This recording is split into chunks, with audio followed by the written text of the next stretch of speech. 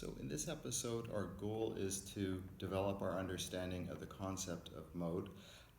In particular, the idea of the diatonic mode. There are many types of modes. What we're specifically interested in are the kinds of modes that we encountered in those melodies that we heard in the previous episode. A melody associated with Bach, one by Mozart, and Scarborough Fair. So we'll be working a lot with scale representations of those modes, but the first thing that I'm going to do actually is not write out scales using music notation. I'm just going to go back to using the letters to keep things simple. So what I've done over here is taken a single diatonic collection, pitch classes A through G, back to A again, and it's as though I'm writing a scale starting on A, which I can play in a particular register, and it would sound like this. And then what I'm doing is taking that particular collection and putting it through rotations of the collection. So two things I'll draw your attention to. I've got angle brackets here. In set theory, we use angle brackets to indicate an ordered collection of some kind. So this is just for convenience sake to remind ourselves that we want to understand these things as though they were ordered with respect to a particular tonic, in this case A. And then what I'm doing is I'm shifting the collection one element to the right each time. So if A was starting at this time, then there's B, then there's C, then there's D, then there's E, then F, then G. And I've gone through all possible rotations of this diatonic collection, taking each element in turn as the tonic for that collection.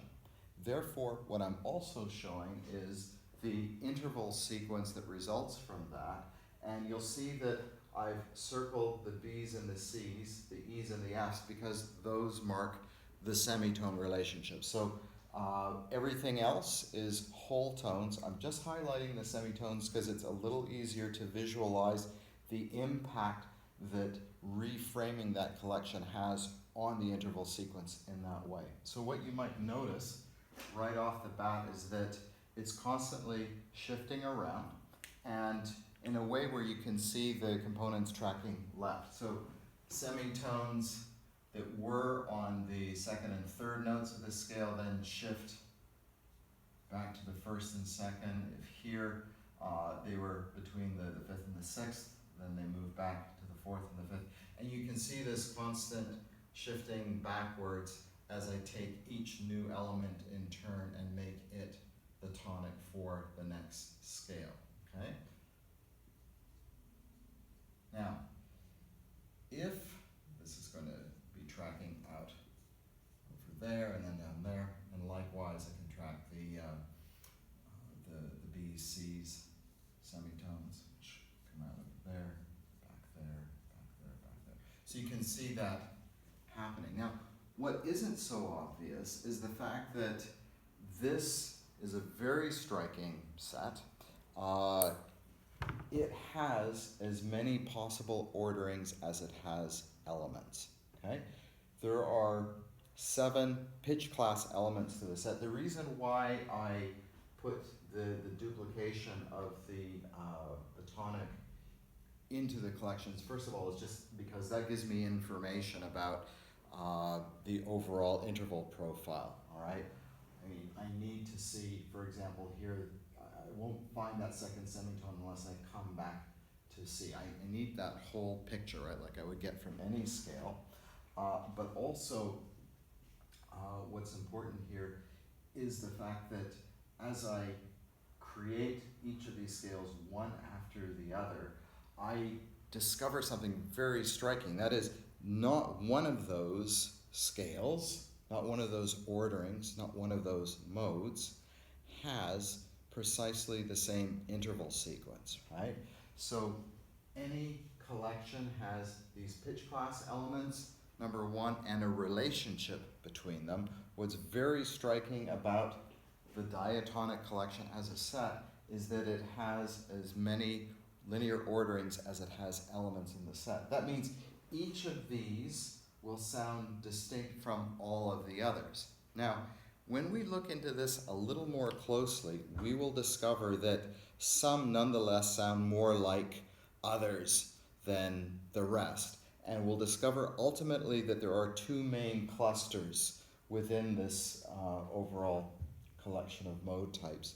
But right now, all I want us to pay attention to is the fact that if I have something that has an underlying asymmetry in the relationship between its elements, an asymmetry in the sequence of intervals of whole tones and semitones, then perfectly asymmetrical collection like this yields distinct modes, all right, for each element that it has. If we take each element in turn as the tonic, we get something completely new. So this is one of the reasons why diatonic collections become so popular. You get a phenomenal amount of interval variety from the fewest possible elements, okay? So this is a wonderful property of the diatonic collection. Any given diatonic collection has 7 distinct orderings, 7 distinct diatonic modes, and we can give them names. But the first thing I'm going to do is just play those for you in turn as scales. All I'm working with is the same collection, the same diatonic collection, A through G, and then reordering it as though I'm taking each element in turn as a tonic. So A as the tonic sounds like this. B as the tonic will sound like this. C as the tonic sounds like this. D as the tonic sounds like this. E as the tonic sounds like this. F as the tonic. And finally, G as the tonic.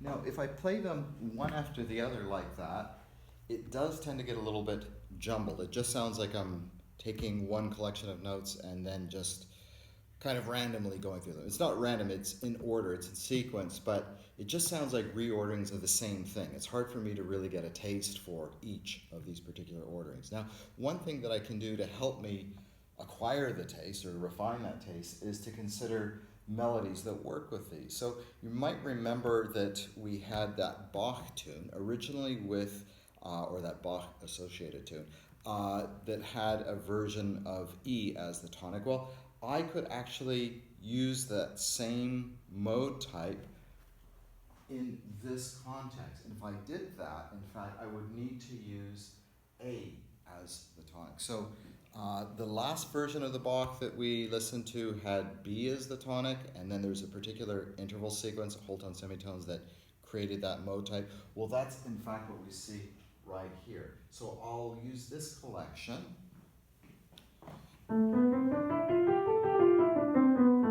as the basis for the Bach tune using A as the tonic.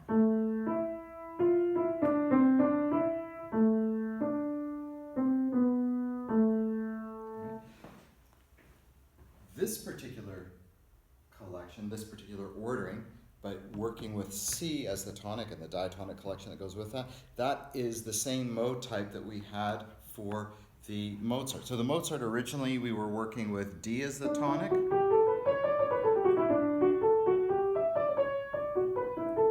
If I did that with C as the tonic,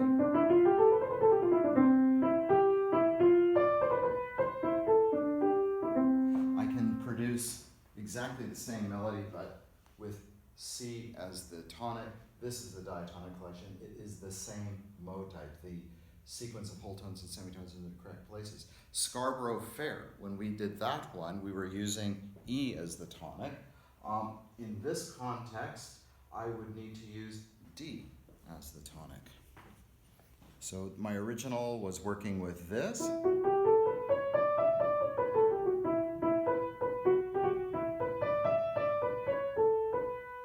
Well, if I change the diatonic collection to just A through G, no accidentals of any kind, then I would have to make D the tonic.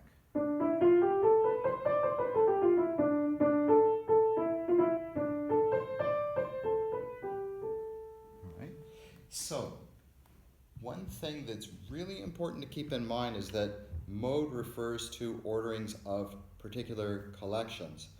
Unfortunately, often when diatonic modes are introduced, this is all you get shown.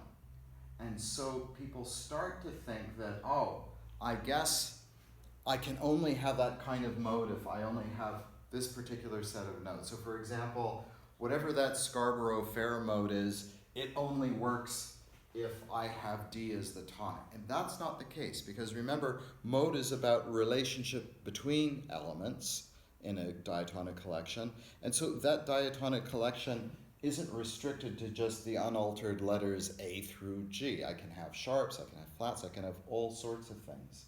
So for us to see that, rather than just reordering one diatonic collection all the time to come up with these different mode types, what I want to do is actually start every mode from the same tonic. And then what we will see is that the diatonic collections themselves will necessarily change to create the interval relationships that we need. Also, it will start to make it a little bit easier to compare the modes one against the other. If we are framing them with the same tonic, we're going to hear those slight changes a little more easily. This just sounds like running through the same bunch of notes over and over and over again, starting in different places.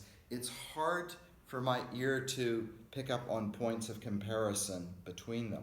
However, if I set everything up so that the tonic is the same and the diatonic collection changes, that will make the comparison easier. And that's when I'm going to start applying names to these modes. So what I have over here is the same modes, the same orderings there. In this case, I had one diatonic collection and I kept changing the tonic. Here I'm doing the opposite. I'm keeping one tonic and then I have to change the diatonic collection to be able to create those mode types. So this interval sequence, whole tone, semitone, whole tone, whole tone, semitone, whole tone, whole tone, is what I'm now producing with C as the tonic. Whole tone, semitone, whole tone, semitone, whole tone, whole tone. So the little angle brackets on the side there, those are indicating the semitones. Everything else is whole tone. Or this, for example, semitone, whole tone, semitone, whole tone, whole tone, whole tone. That's what I have here. Semitone, whole tone, semitone, whole tone, whole tone, whole tone. So if this is mode 1, oh, I have that over here. This is mode 2. Well, I've got that right here. This is mode 3. Well, it's kind of convenient. My mode 3 in this case was working with unaltered pitch classes, A, B, C, D, E, F, G. That's what I already have right here, right? Because I'm using C as the tonic. Mode 4, Scarborough-Fair mode.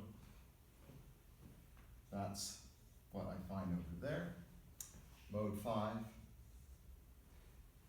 That's what I have right here. Mode 6. That's what I have here. And finally, mode 7. That's what I'm giving over here. So what I'm going to do now is play each of these modes one after the other, now using the same tonic. But as you can see from the use of accidentals, in each case a distinct diatonic collection is necessary. It just happens to be the case that we only need to use the sharp once, but that's just a product of the fact that we're working with C as the tonic. If I were to choose another tonic as the framework for all these mode types, you would encounter lots of different kinds of accidentals being used. But the one thing that will always remain the same, because these are diatonic modes, is that within a mode type, the same accidental will be used. You will not see a mixture of sharps and flats. It will either be all flats that are being used or all sharps. Later on, in the next episode, we will look at mode types where you do want to introduce both sharps and flats. But that is going to be stepping outside the strictly diatonic framework that we're interested in this episode. Okay, so I'll play each of these for you in turn. Here's the first one. The original was on A, and here it is on C.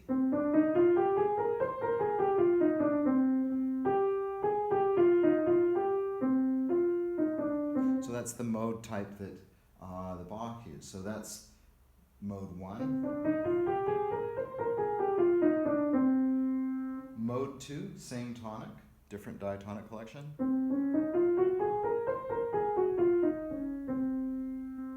Mode 3.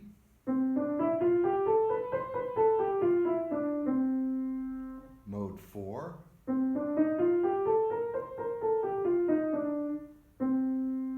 Mode 5. Mode 6. And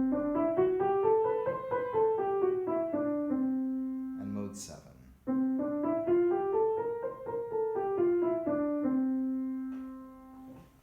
Okay, it's a little bit easier to hear the comparisons between the mode types now that I've set them up in parallel with each other.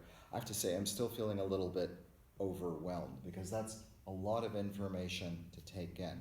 So what I'm going to do next is apply names to these modes, and then we're going to reorder them a little bit. We're going to apply a certain kind of filter to them. In modern language, modern theoretical language, we refer to mode type 1 as the Aeolian mode. Some people say Aeolian, others say Aeolian. Mode 2 is the Locrian, or Locrian, some people will say. Mode 3, Ionian. Mode 4, Dorian. Mode 5, Phrygian. Mode 6, Lydian. And last but certainly not least, mode 7, Mixolydian.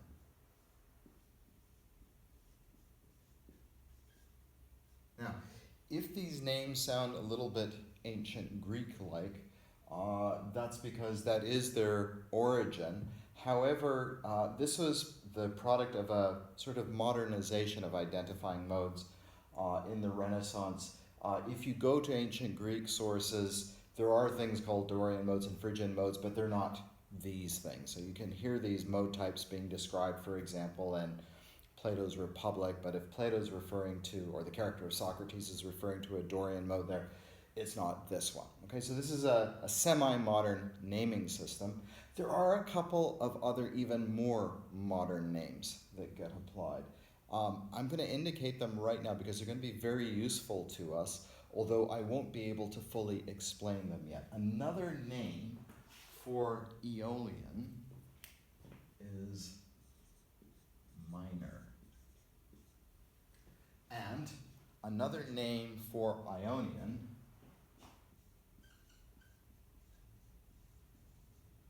is major. I'm going to qualify those distinctions quite a lot over the next few episodes, but it's worthwhile keeping these terms in mind because they tend to be the more familiar terms that a lot of beginning musicians work with. However, it's worthwhile keeping in mind that they are part of this larger modal system because sometimes you'll hear people say, this is a major piece or this is a minor piece, characterizing the mode of the piece of music. This thing, though, sounds modal to me.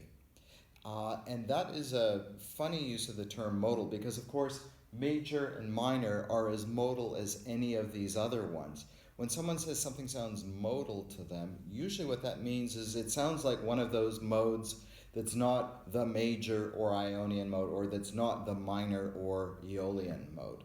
So when you hear someone say something sounds modal, that's what they mean. But major or Ionian, minor or Aeolian, they're all modal, okay? They are all diatonic mode types.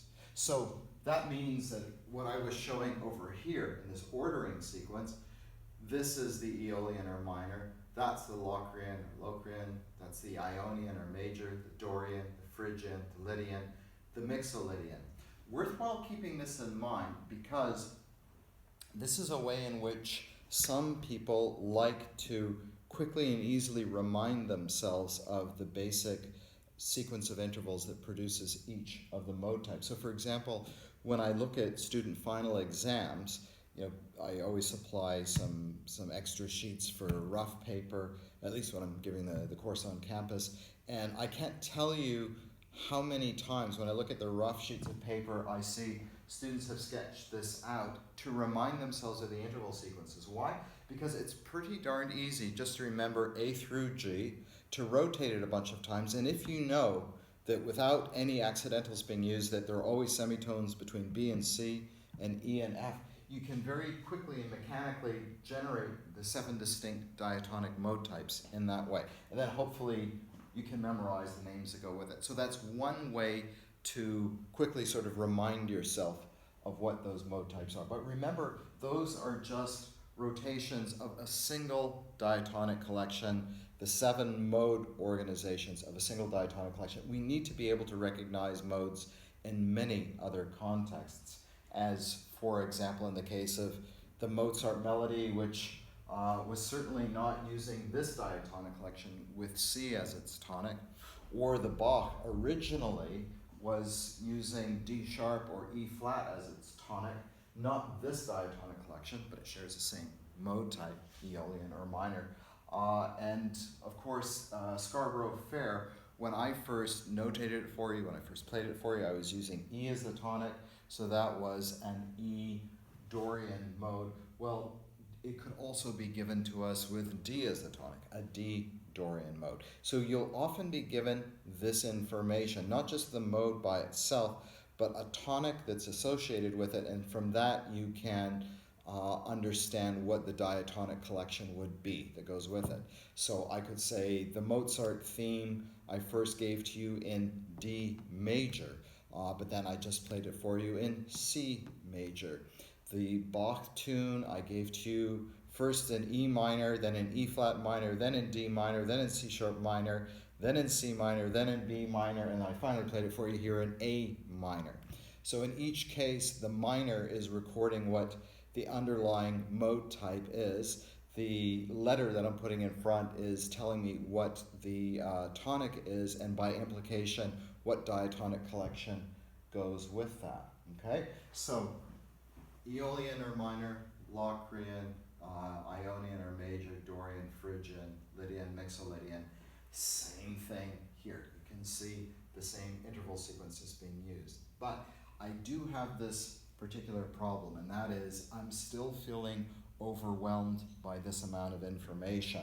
It's nice that I can compare these things framed using the same tonic, great, but I'm just not able to say, yeah, that is enough for me to start making use of these. I still feel like I'm kind of drawing things out on a board, and my ear is being asked to do too much. So what I want to do next is apply a particular filter to it using, in fact, these 2 mode types as kind of foci for these collections. I think there's a way in which I can find 2 main clusters that sound very similar to each other with just a slight change made to them. So what I'm going to do right now is wipe the board clean, and I'm going to rewrite these modes, exactly the same ones, but I'm going to organize them in a different fashion. So that's what's going to happen next. So we're back. We have the same modes up on the board, but I've organized them a little bit differently. To start out with, I've highlighted the Ionian and the Aeolian modes, major and minor. I'll just briefly mention that, again, those terms are ones that we will come to know much better when we get to episode 8. You might recall from the previous episode where I was looking at diatonic intervals, and I was pointing out, sometimes a diatonic interval like a fifth could have 2 very different sound qualities. I gave the example of an A to E fifth and a B to F fifth, and one of them sounded consonant, the other sounded dissonant. I could do the same thing with other kinds of intervals, for example, thirds. In that case, I wouldn't say that I was moving from a consonant to a dissonant interval. Both of those sounded like consonances to me, but they nonetheless sounded like different kinds of thirds. So we know from that episode that the reason why these intervals will have different aesthetic characteristics is because they often encompass a different number of chromatic steps or semitone steps, a chromatic size that differs in a way that it impacts how we hear the interval. In the case of those 2/5, one was consonant, the other was dissonant.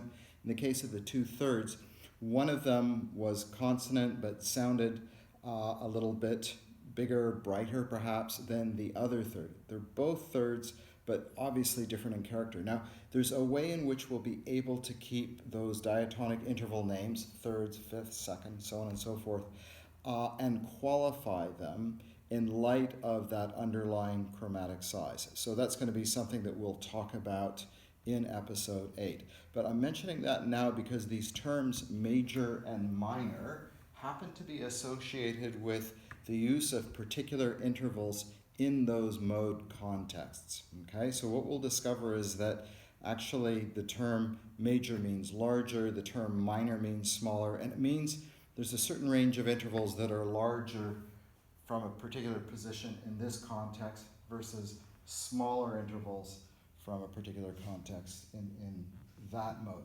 Okay, so let's not worry about that right now. Just keep in mind that these tend to be the mode types that most listeners coming into music theory are most familiar with based on the music they would ordinarily be listening to. So one thing that's nice to do is to grab hold of things that are familiar to us and see if we can use that as a way to grab hold to things that are a little bit less familiar to us. And I want to stress this idea of just a little bit less familiar because the way I've organized things, we're going to discover that there are clusters of diatonic mode types that differ from each other by a very small amount, by essentially just one thing. And therefore, as a result of that, if we can recognize one of these things, but then just listen for one key difference, we'll be able to recognize the other. So this is why in writing these things out, what I have not done, just want to clarify my accidentals a little bit, what I've not done is put in all of the semitone information. I'm not actually identifying the interval sequences as I did before, and there's a reason for that. I want to shift our perspective somewhat because yes, the character of the mode comes from that sequence of whole steps and half steps that link up all of the notes of the diatonic collection. So that's crucial. But what we want to do is step back from that for a moment and see if we can't take one of those sequences kind of as a given, and then rather than memorizing whole tone, semitone, whole tone, whole tone, semitone, whole tone, those kinds of sequences, which is really taxing on our minds, we want to see if we can just listen for one change that will help us to identify a new mode type. Now, before I do that, I want to come back to this idea that we had before. You might remember when we were listening to that Bach fugue melody, I'll call it, I was noting that there's a sequence of notes that's given in the melody by itself. And we could say there's a first note, a second note, a third, fourth, fifth, sixth, seventh, eighth, ninth, 10th, 11th, 12th. We can just list them out in sequence like that. But I was suggesting another way to listen to it, which was to say that there is this underlying diatonic collection organized as a mode with respect to the tonic E in that case, and we could identify the notes in terms of that underlying sequence, in terms of the scale that we were using to represent it. So instead of a whole ton of different note numbers, if I had E, F sharp, G, A, B, C, I could rename them as note 1, note 2, note 3, note 4, note 5, note 6.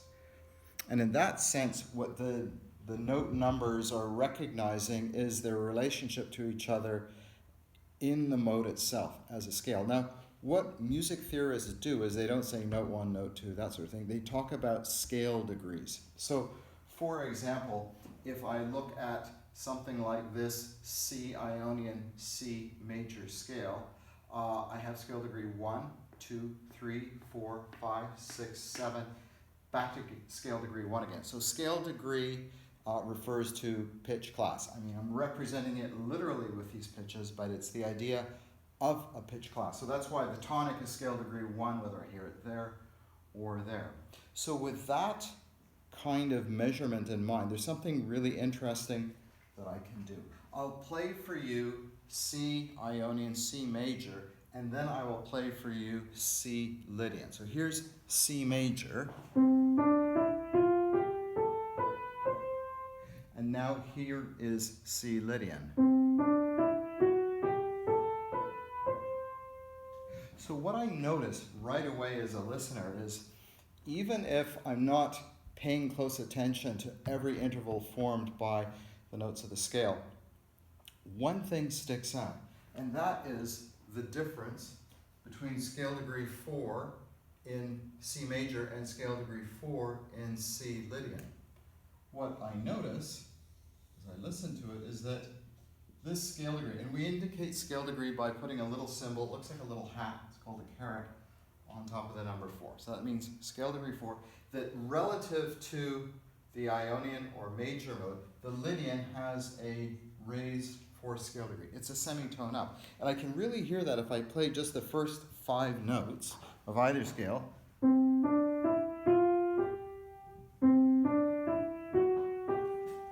Right away I go, wait a second, there's something really interesting and different about that. That 4th scale degree was higher than what I expected. It was a semitone higher. And it turns out that that's the only difference between this Ionian or major and Lydian mode, if they're moving along in parallel like this. So I could pull the same trick by comparing the Ionian or major with the Mixolydian. So my major or Ionian, once again, is this. The Mixolydian. And I feel almost, in a sense, a little bit of a letdown, if you will, when I come to the 7th scale degree. It is, in a sense, a semitone lower than what I would have expected. Sorry, that's a down arrow, not a clear enough one. And so that's a kind of information for me. If I become familiar enough with how major scales sound, or the use of a major mode by a piece of music like Mozart,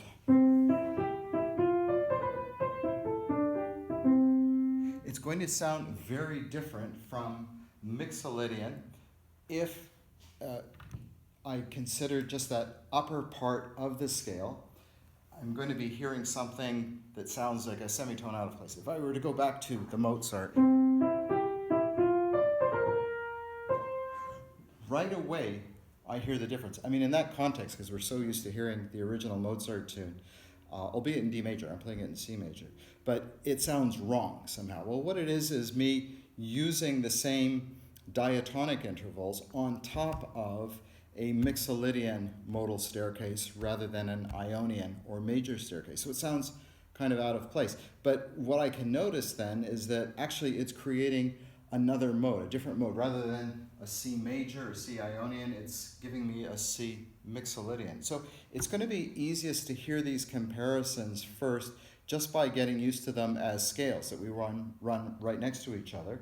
But over time, when we become familiar with that, we'll be able to start recognizing that in pieces of music. So that's why we're starting to organize things in this way. So that's why I've kind of put a box around this saying, hey, if we can become familiar with Ionian or major, that tremendously empowers us to recognize what I can call the Lydian motives, Lydian and Mixolydian.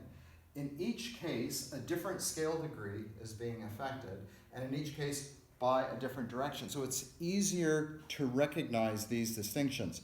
The Lydian shift from major or Ionian occurs in about the middle, and it's up. The Mixolydian shift occurs much higher up in the scale, higher up in the mode, and it's down. So different places, different directions. So that starts to give me a basic sense of how these things will sound in relation to each other. And then if I wanted to practice singing or playing these things, if I can train myself first to do a major scale, then I just need to focus on making that one shift to create either a Lydian or a Mixolydian mode. And I'll talk a little bit more about how to get used to singing or playing major modes later on, because there's a wonderful symmetry that's inside of them that's tremendously useful. Anyhow, that is the type of modal comparison that I can make here. Now, if I go to this side of the board, so I want you to imagine that in a sense I'm creating two categories, two camps. In this encampment, we have the more majorish, brighter mode types marked by Ionian, Lydian, and Mixolydian. On this side, the minorish, we could say that we have a little bit darker mode types in some ways. So, for example, if I listen to my plain old vanilla Aeolian or minor mode, if I play the Dorian departing from the same tonic C, it's quite striking that the first 5 notes of the scale are exactly the same, but it's when we go just above that that we suddenly encounter a significant change. And that is with scale degree 6, which we hear as being a semitone up compared to the position of scale degree 6 in Aeolian or minor. Now, again, it's just one note, but one note is all that you need to shift our sense of a melody as a whole. I'll give you an example. It's right in this area that Bach melody first distinguishes itself. If I were playing the Bach melody using C as a tonic, I'm going from C to G, and then I'm going from scale degree 5 up to scale degree 6. Stands out right away. Dorian is what was used by Scarborough Fair. Now listen to the difference.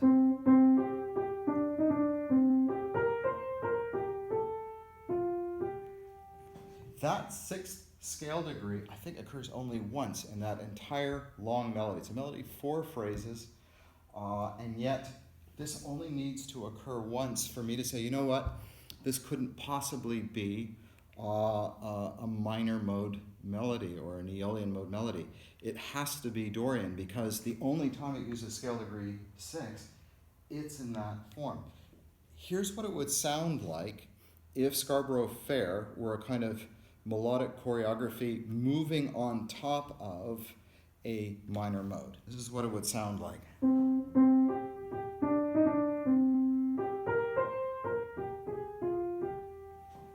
know, which sounds okay, but doesn't sound like Scarborough Fair. That one note, that 6th scale degree, makes all the difference in the world. Now, if I look at Phrygian, again in comparison to Aeolian or minor, I don't have to wait very long to hear the difference. I'll play the C, Aeolian C minor once again, and now Phrygian. So what you might notice is the whole upper part sounds exactly the same, but right off the deck we have a significant shift here, which is to scale degree 2. It is lower than what I would have expected from minor. Okay? Now, just like I can give you a nice contemporary or near contemporary version of a piece of music that uses a Dorian mode, like Scarborough Fair, here I could point you to a song by Björk. I forget the name of the album, it's from quite a while ago, but the song is called Army of Me. And that song is in fact in C Phrygian, relentlessly throughout. Almost said religiously. By the way, I'm emphasizing the fact that we hear these modes being used by, composers writing Scarborough Fair or Army of Me or what have you, because often we tend to think of modes as being medieval things that are just associated with religious chant. there actually is nothing particularly religious about Björk's Army of Me. Relentlessly is the correct term because it's the idea of a person who is a force of nature. They rely on themselves. Nothing can help them. Nothing can stop them either. So what's interesting about that particular tune is that it's using Phrygian mode. It is literally in C Phrygian throughout. But also, I was struck by the fact a few years ago when I heard the music for a movie, the first Jason Bourne film. So that would be going back a number of years now. Anyhow, there's a particular theme that's associated with one aspect of that character, which is expressing his relentless nature, like Jason Bourne as an army of one, as an army of me.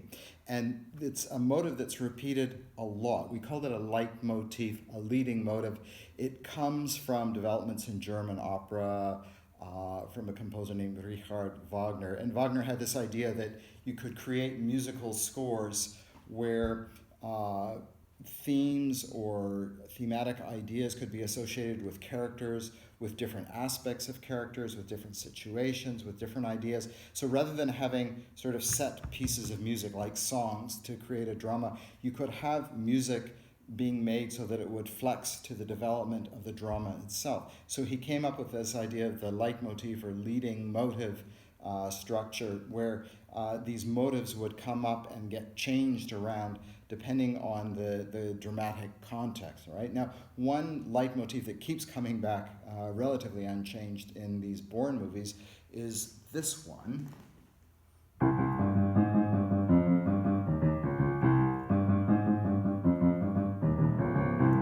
And when I listen to that, I suddenly recognize something. If that were in a minor or Aeolian mode, it would sound like this.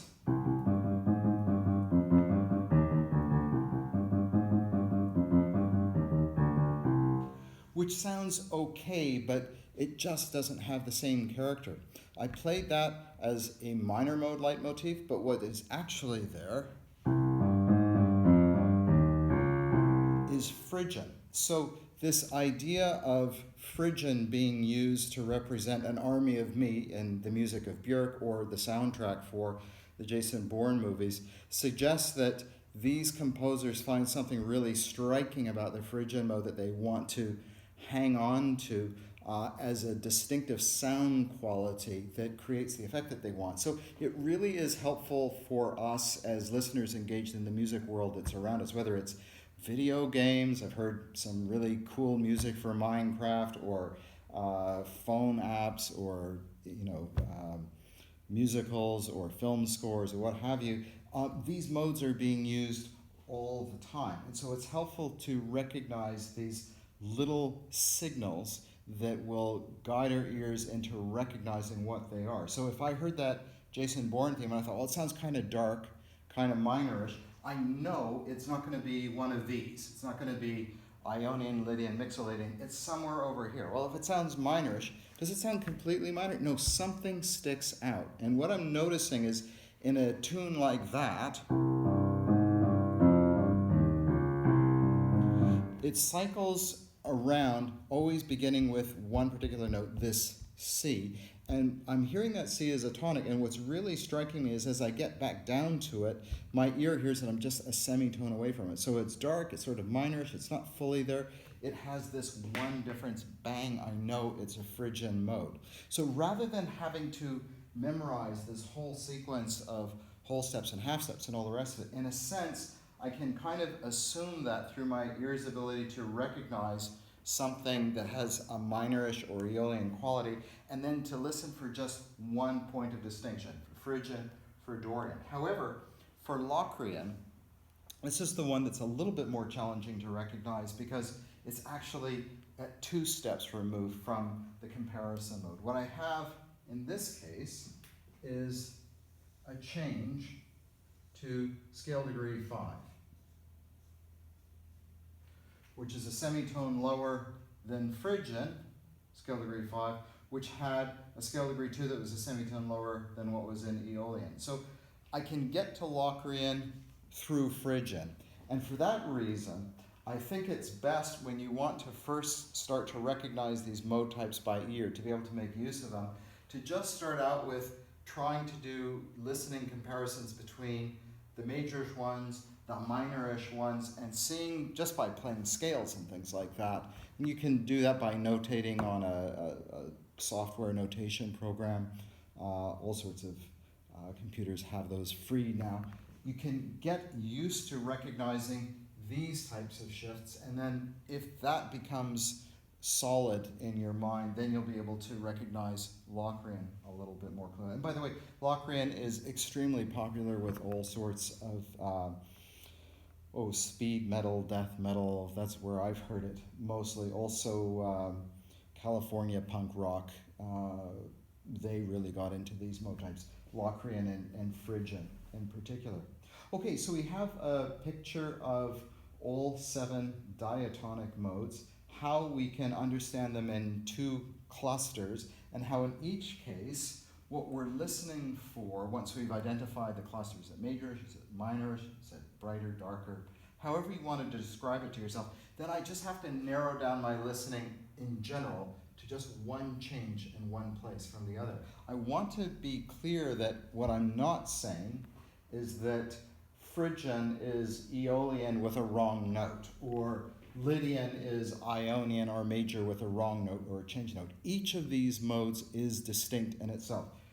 Lydian is its own mode, Ionian or major is its own mode. Phrygian is its own mode, Aeolian or minor is its own mode.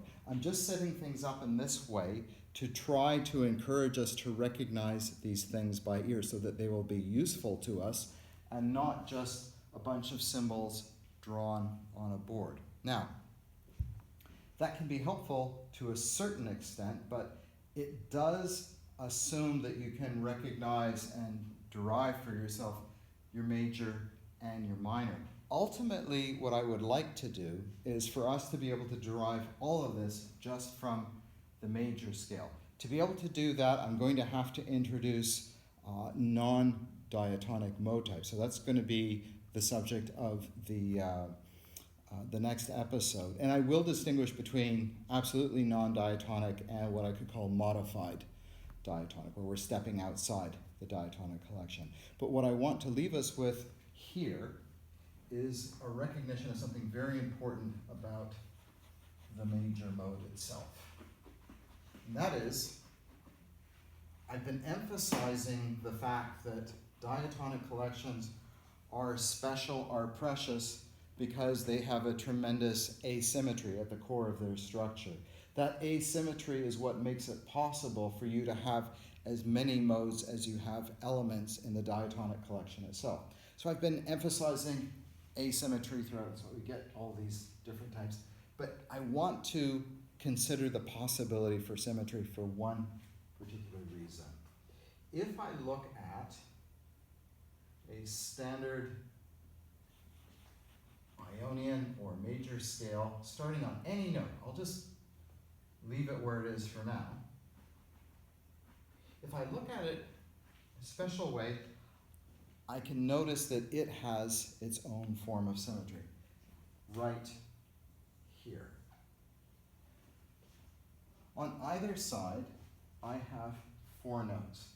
Using an older terminology, I can call that a tetrachord, for 4 chord meaning string, like 4 strings. So imagine there being 4 strings, you pluck each of them, and that's the series of notes they make. So you might remember I talked about diatonic before, coming from ancient Greek, diatonicus, meaning going essentially tone by tone. Well, this is the diatonic tetrachord for the ancient Greeks. Why? Because this whole thing is just this thing twice over. Whole tone, semitone. Whole tone, semitone. And the Greeks distinguished between tetrachords that overlapped, where the highest note of one tetrachord is the lowest note of the next. Those they call conjunct tetrachords. This is an example of a disjunct tetrachord. There's a whole tone in between. What that means is that if you can teach yourself to write to play, to sing, whole tone, semitone, you have the foundation for creating an Ionian or major mode anywhere. So, for example, choosing another note entirely, I could go with, how about F? So if I want to create for myself a major or Ionian mode, I want a whole tone, another whole tone, and then a semitone. So that's the first bit. And then I want to be able to hear the same interval sequence starting a whole step above.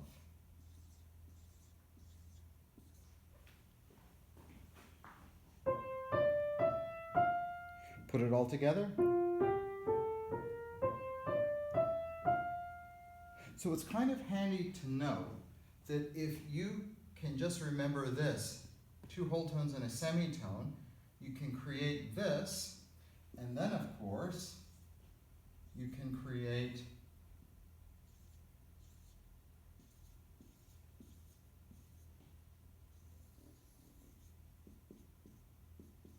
your Locrian, you can create your